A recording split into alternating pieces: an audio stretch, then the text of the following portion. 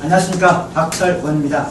저는 오늘 독서 삼독에 대해서 말을 하려고 하는데요. 독서 삼독이 과연 무슨 뜻일까요? 독서 삼독. 책을 읽을 때는 3번을 읽어라. 맞습니다. 저희 분에게 큰 박수 부탁드립니다. 오늘은 제가 책을 왜 읽어야 되는지, 그리고 묶어야 되겠다. 왜 읽어야 되는지, 어떤 책을 읽어야 되는지, 그리고 어떻게 책을 읽어야 되는지 말씀드리고자 합니다. 그렇다면 왜 책을 읽어야 될까요? 책 읽고 나면 한 일주일 지나면 기억이 나시나요? 안 나요. 그런데 왜 읽어야 되죠? 네. 잊어버리지만 읽어야 됩니다. 그 배경 설명을 해드리자면, 책 하면 어떤 것과 연결이 되나요? 바로 사고력, 생각하는 힘과 연결이 됩니다. 그러면 그 사고력이 점진적으로 발달하게 되면 창의력하고 연결이 되는데요. 오늘날 우리 대한민국이 선진국으로 갈수록 이 창의력이 굉장히 중요해집니다. 이 삼성이나 포스코, 현대자동차, 이 세 개의 기업은 오늘날에는 인류 기업이라고 하고 또 1등, 2등을 향해서 나아간다고 합니다. 그런데 이들의 20년 전에는 어떤 기업들이 있었을까요? 바로 소니, 파나소닉, 신일본제철, 토요타 기업들이 있었습니다. 그러면 20년 전에는 무조건 주어진 일들, 그리고 시키는 일을 정말 잘하는 사람들이 이거였습니다. 대빵이었습니다. 그리고 그런 사람들이 지금도 잘합니다. 그런데 현재 이 삼성, 포스코, 현대자동차는 쫓기는 입장입니다. 왜냐하면 선진국으로 가고 매출액이 커지고, 그리고 뭔가 이렇게 앞서 나가다 보니까 뒤따라오는 기업들이 엄청나게 많습니다. 그래서 뒤따라오는 기업들이 이 삼성, 포스코, 현대자동차를 보고 본받고 벤치마킹하면서 막 쫓아오고 있어요. 그럼 이때 이 사람들에게 필요한 인재상은 뭐냐? 바로 창의력입니다. 그럼 창의력은 바로 사고력의 근간이 돼서 발달하게 되는데요. 그럼 그 사고력은 어떨 때 길러질까요? 바로 읽어도 잊어버리는 일주일만 지나면 아무것도 생각 안 나는 그런 독서를 통해서 창의력이 발달됩니다. 그래서 저는 이 독서를 왜 해야 되냐, 이 창의력을 왜 길러야 되냐, 바로 독서와 토론을 통해서 이 창의력과 사고력과 독서하는 힘, 그 다음에 생각하는 힘이 길러진다고 여러분에게 말씀드리고 싶은 것입니다. 책을 읽어야 되는데, 그러면 베스트셀러를 읽어야 될까요? 아니면 고전을 읽어야 될까요? 사람들이 많이 읽으니까 좋을 것이다. 좋을 수도 있습니다. 나쁠 수도 있고요. 어렵다. 오래된 책이어서 현실성이 없다. 예, 그럴 수도 있고 아닐 수도 있습니다. 이거 다 함께 읽어볼까요? 크게 읽어봅시다. 시작. 내가 고전을 읽느라 정신이 잘 수 없다. 그리고 고전을 읽으면서 읽는 속도가 빨라졌고 책에 관심이 많아졌다. 이걸 과연 누가 했을까요? 고전을 읽고 한 말인데요. 공자의 논어를 읽고 어떤 분이 이렇게 말했습니다. 누가 했냐면 초등학교 4학년이 공자의 논어편을 읽고 이와 같이 말을 했습니다. 뭐 어린아이를 무시하는 건 절대 아니지만 어린아이의 지식과 어떤 경험으로도 읽을 수 있는 책이라면 어른이면 충분히 읽을 수 있지 않겠습니까? 그러면 책을 몇 번 읽어야 되냐? 책을 100번 읽으면 그 뜻이 스스로 보인다. 독서 100편이라는 내용인데요. 옛날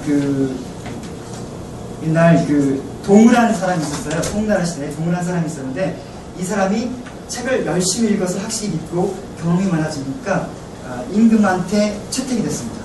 그래서 그 임금한테 채택이 돼서 열심히 후학을 기르고 그리고 가르치는 일을 했는데, 제자가 올 때 제자를 받아주지 않았습니다.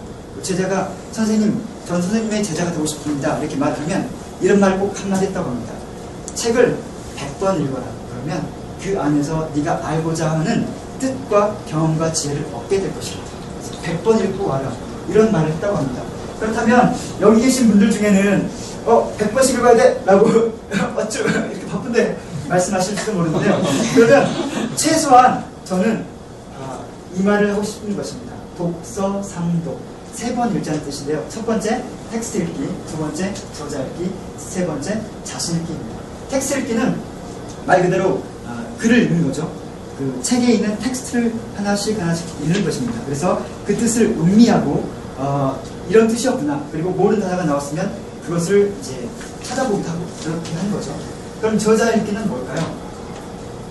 저자 읽기는 바로 저자가 이 책을 통해서 어떤 말을 할 것인가, 그리고 저자가 이 말을 했는데 나는 어떤 생각을 할 것인가, 이런 말을 한다는 거죠. 이게 또 고백이 있는데요. 한번 다 같이 읽어볼까요? 너무나 감사드린 나에게 많은 교훈을 준다. 그런데 놀라운 것은 내가 이제까지 잘못하던 말을 이 책이 이미 다 알고 있다는 것이다. 이것은 누가 했을까요? 맞습니다. 공자의 논어를 읽고 초등학생이 이런 말을 했습니다. 놀랍지 않습니까? 세 번째로는 자신 읽기입니다. 텍스트를 읽고 저자의 의도를 파악한 다음에 그 다음에 또 세 번째 책을 읽을 때는 이 책을 어떻게 하면 내가 잘 씹어먹을 것인가를 고민하면서 읽는 것입니다.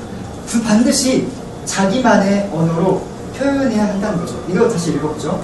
우리는 학교에서 욕을 한다. 이것은 얘가 아니다. 우리는 학교 교도에서 뛰어난다. 이것 또한 얘가 아니다. 공부를 잘한다고 얘를 무시해도 되는 것인가? 아니면 말을 자신은 똑똑하지는 않지만 이것을 실천하다고 하였다. 공부를 잘하는 것보다 얘를 지키는 것이 더 중요한 것은 아닐까? 이것 역시 초등학생이 한 말입니다. 공자의 논을 표한 이 말을 보고 한 말인데요. 얘가 아니면 보지 말고, 얘가 아니면 듣지만요, 얘가 아니면 말하지 말고, 얘가 아니면 움직이지 마라. 이 말을 듣고 아까 이런 것처럼 자기 고백을 한 것이죠. 그러니까 자신한테 적용했다는 거죠. 공부 잘한다고 교실 복도 막 뛰어다니면 되겠냐, 이런 말 하는 것입니다. 공부 잘한다고 얘를 무시하면 절대로 안 된다. 그래서 나는 지금부터 욕을 하지 않겠다. 잔소리 100번 한 것보다 훨씬 낫지 않습니까? 그렇죠?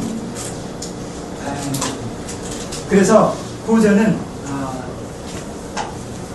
뭐냐면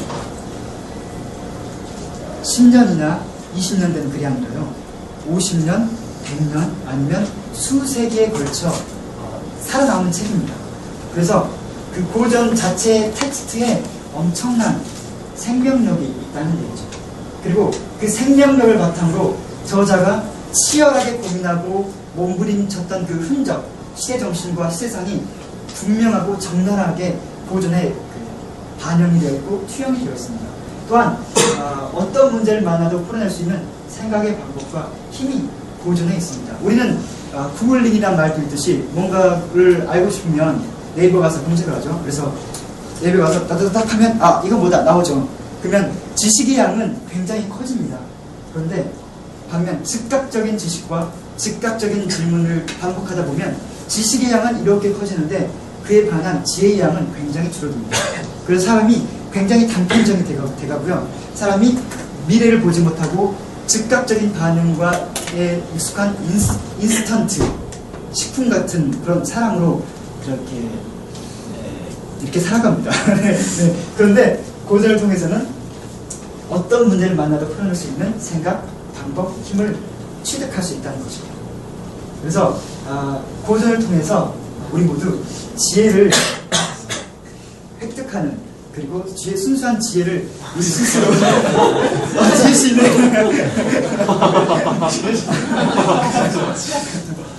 지혜를 이렇게 얻어가는 그런 책이 되었으면 합니다. 고전은 절대 어려운 책이 아니고요.